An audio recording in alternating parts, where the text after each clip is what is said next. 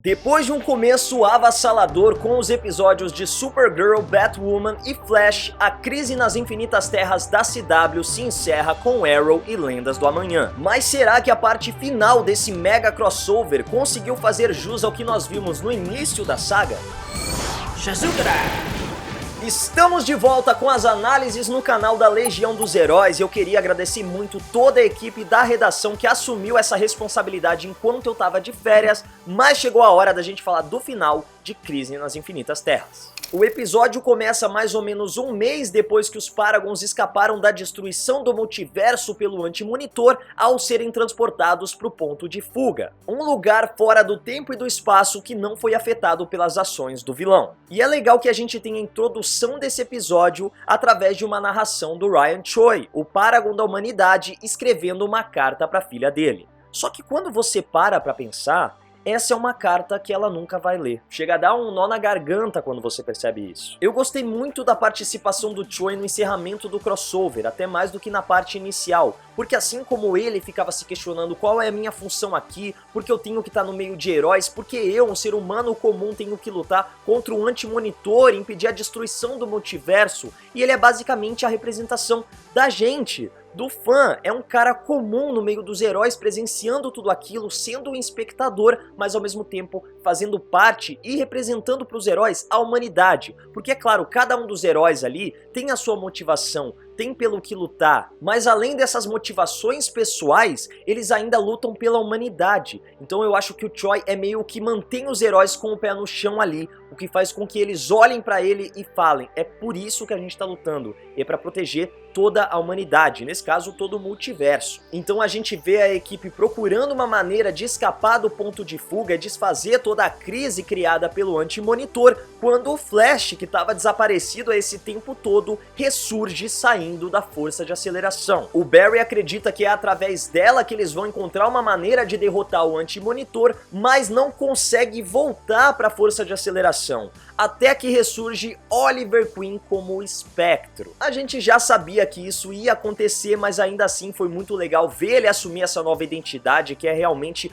um passo gigantesco. Ele tá se tornando um personagem com poderes cósmicos, com uma assimilação, com uma onisciência muito grande, e isso é bem legal para um personagem que deu origem a todo esse universo. Graças a esses novos poderes, ele ajuda o Barry a libertar todo o seu potencial, e assim o Flash consegue acessar a força de aceleração mais uma vez, levando todos os outros heróis para tentarem impedir a crise. Nós ainda vemos um pouco do passado do Monitor, ainda como um cientista vivendo no planeta Malthus, que em sua sede por conhecimento viaja até a origem de tudo para presenciar a origem do universo. E é justamente a presença dele ali que provoca o surgimento do Anti-Monitor. Aliás, o próprio título de Monitor é uma homenagem à esposa dele, que provavelmente ele nunca mais viu desde que toda essa confusão começou. Então o que os heróis precisam fazer é viajar através da força de aceleração para evitar que o Mar Novu retorne à origem do universo e dê início a tudo isso. Para isso, parte da equipe vai até Malthus, enquanto o restante iria diretamente para a Aurora do Tempo enfrentar o Anti-Monitor. Iriam porque justamente pela presença do vilão, os heróis acabam se perdendo na força de aceleração e cabe ao Flash, juntamente com o Espectro, reunir todos eles para concluir o plano. E isso é muito bacana porque graças à força de aceleração, nós revisitamos vários momentos do Arrowverse, só que sob um ponto de vista diferente e com uma bagagem emocional diferente. E é impressionante ver como eles já tinham a crise planejada, ou pelo menos estavam preparando o terreno para algum grande evento há anos. Então o John vai até um encontro entre a Supergirl e o Arqueiro Verde, o Flash e a própria Sarah revivem a morte dela,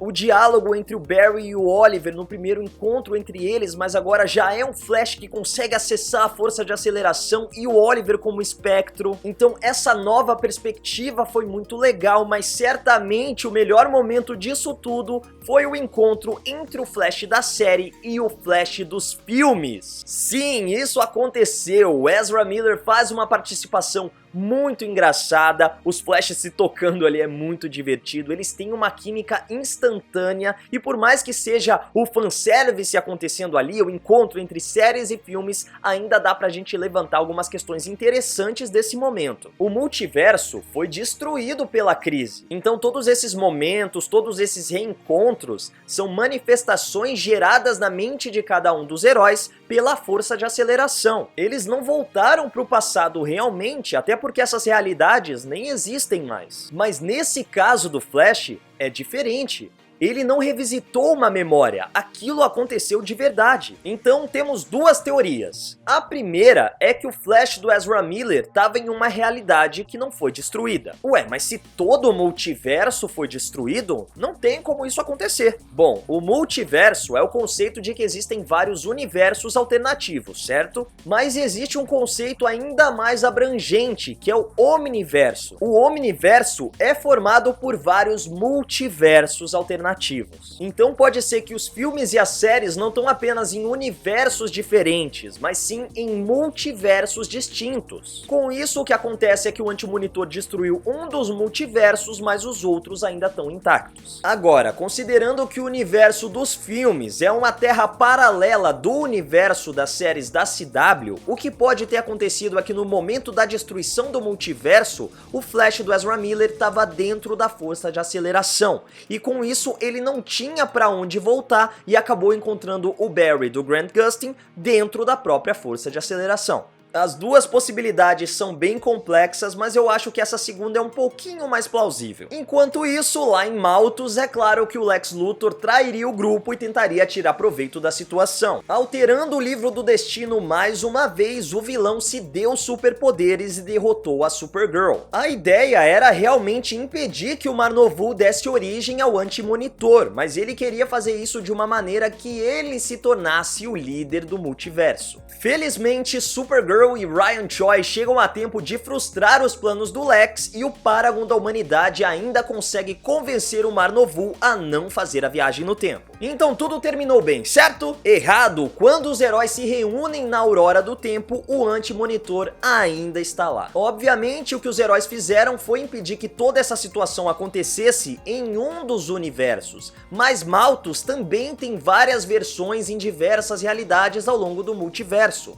Então, se em uma dessas realidades ele fez a viagem no tempo, tudo vai acontecer mais uma vez. E é isso que a gente presencia. É claro que nossos heróis não desistiriam facilmente e depois de uma grande batalha, Oliver Queen se sacrifica para destruir o Anti-Monitor e dar origem a um novo multiverso. E é assim que termina a quarta parte desse mega crossover. Como a gente já tinha comentado na análise da primeira parte da crise, aqui, mais uma vez, o episódio de cada série mantém a identidade dela. Então o episódio de Arrow, por mais que a gente nem tenha tido tanto tempo de tela do Oliver assim, ainda é mais sombrio, ainda é mais sério, e no final das contas é o Espectro quem salva o dia. Assim como o episódio seguinte, de Lendas do Amanhã, já começa com a loucura que a gente tá acostumado a ver na série. Então é muito legal ver os roteiristas respeitando o clima de cada produção, mesmo que elas estejam inseridas em um grande crossover. Queria destacar também a atuação do Jon Cryer, não só nesse episódio de Arrow, mas na crise como um todo. O Lex Luthor dele é sensacional. Eu achei um pouco bizarra toda essa história dele alterar o livro do destino pra se tornar o Paragon da Verdade, pra ganhar superpoderes, depois pra se tornar um grande ídolo da humanidade. Eu achei um pouco fácil demais, mas a gente vai ver as consequências disso ao longo da série da Supergirl, mas é o que a gente espera do Lex Luthor, trair os seus aliados e depois apunhalar eles pelas costas. O que leva a gente diretamente para as Lendas do Amanhã. Como a gente viu no final da parte 4, o que os heróis fizeram não foi impedir que a crise acontecesse e desfazer todos aqueles eventos. Na verdade, eles retornaram à origem do multiverso e destruindo o Anti-Monitor, eles fizeram com que a origem acontecesse de maneira natural. Era o que eles pensavam. Só que a simples presença deles ali também provocou mudanças nos multiversos, e assim as diferentes terras paralelas que separavam as séries dos heróis se fundiram em uma única realidade conhecida como Terra Prime. E o responsável por introduzir essa explicação pra gente é ninguém menos que Marv Wolfman, o autor de Crise nas Infinitas Terras nos quadrinhos. Mais uma homenagem sensacional. Só que é claro que os nossos heróis ainda não teriam paz, nossa, estamos todos juntos agora e vamos viver felizes. Depois de sair por aí restaurando as memórias dos outros personagens, o nosso grupo precisa enfrentar o Bibo, um personagem já conhecido por quem acompanha Lendas do Amanhã. Só que esse Bibo é na verdade só uma distração do Sargon, que aqui é apresentado como um ladrão. Ok, o Sargon não é um personagem aclamado e extremamente conhecido, mas durante a Crise nas Infinitas Terras nos quadrinhos, ele foi um dos heróis que se sacrificou para tentar impedir o Anti-Monitor. Então apresentar ele como um vilão, e ainda mais um vilão porcaria do jeito que foi, é quase um desserviço pra ele, coitado. Mas pelo menos lembraram dele. Nós ainda descobrimos que o Anti-Monitor ainda está vivo e os nossos heróis precisam unir forças mais uma vez, física e mentalmente, pra deter o vilão enquanto desenvolvem uma bomba de encolhimento que é jogada no Anti-Monitor para que ele fique encolhendo eternamente enquanto salta de um universo pro outro e assim não consegue mais representar uma ameaça. O que faz com que a gente fique com aquela sensação de que em algum momento ele vai conseguir desfazer isso e retornar. Não sei, só eu fiquei com essa sensação?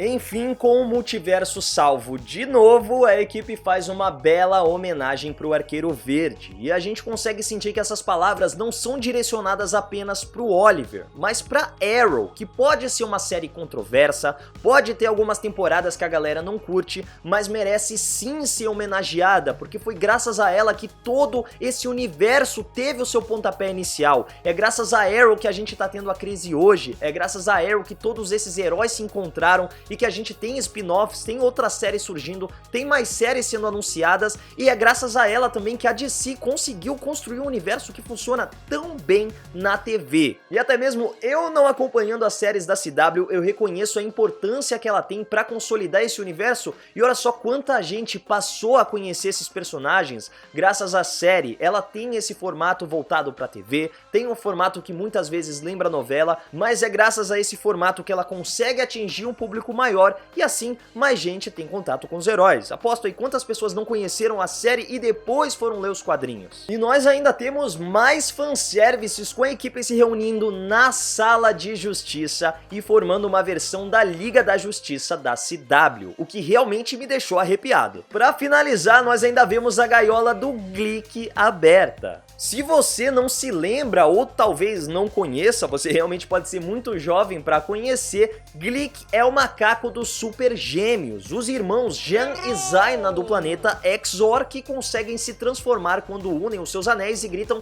Super Gêmeos ativar. E isso deixa mais algumas implicações interessantes para o futuro da CW. Primeiro, que os Super Gêmeos são a aquisição perfeita para as Lendas do Amanhã. Eles já têm o clima da série, são personagens que sempre tiveram relacionado com essa galhofa, com essa coisa mais tosca, então se eles se unirem à equipe vai ser realmente incrível. Outra coisa, agora a gente tem uma Liga da Justiça e todos os heróis convivem na mesma terra, então espera-se que as aparições de um herói na série do outro sejam mais frequentes, senão não faz sentido você criar uma Liga da Justiça, colocar todo mundo na mesma terra. Vamos ver se a CW vai conseguir realmente transformar isso na Terra Prime e os heróis vão ser mais frequentemente vistos trabalhando juntos. E o ponto final, que é um pouco frustrante, mas eu entendo, é que muitas das situações que foram apresentadas na crise não tem conclusão. Obviamente essas questões vão ser respondidas agora ao longo de cada uma das séries dos personagens. Mas para quem não acompanhava o Arrowverse e só assistiu o crossover, é frustrante você não saber o que vai acontecer com o Lex, o que vai acontecer com o Oliver, talvez ele vire um fantasma da força, agora a moda é virar fantasma da força. Será que o Deagle vai conseguir ter uma despedida digna com o Oliver? O que aconteceu com a Iris, que depois de toda aquela situação na primeira parte do crossover, crossover, como ela foi importante pra trazer a força do Barry de volta, não apareceu mais. Então eu entendo que é até um recurso levantar esses questionamentos pra fazer com que o público continue assistindo as séries, mas também entendo como é frustrante pra quem só queria acompanhar a crise. O que é uma coisa bem diferente do que a gente comentou lá na primeira parte da nossa análise. Os 3 episódios iniciais eram bem mais amigáveis ao público, mesmo pra quem nunca tinha tido contato algum com o Arrowverse. Esses 2 últimos episódios estavam bem mais vinculados com as séries, então se a crise foi o seu primeiro contato com o Arrowverse, certamente você ficou bem mais perdido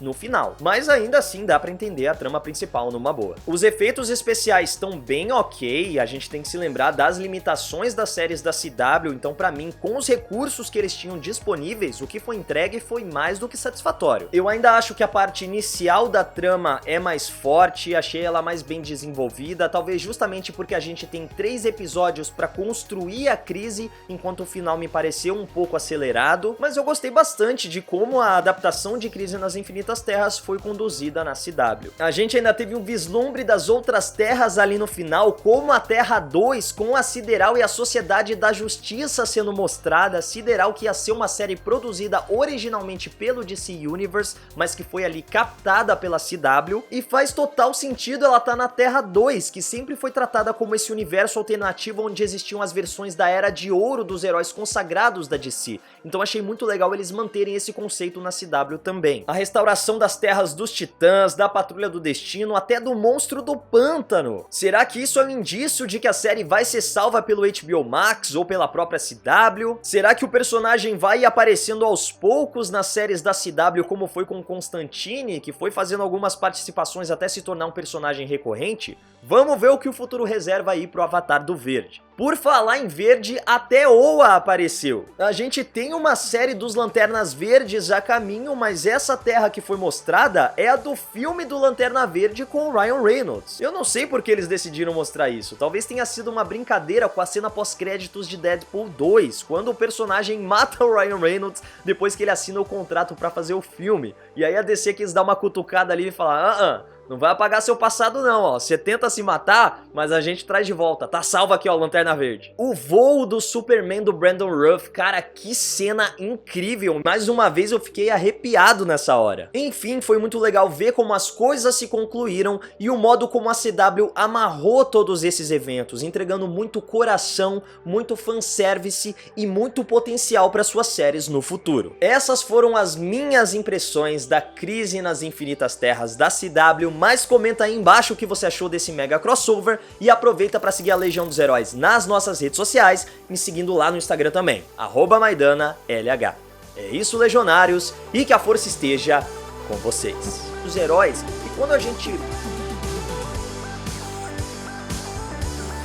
Porque...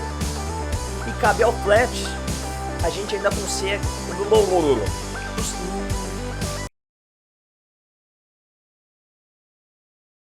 O voo do Superman do...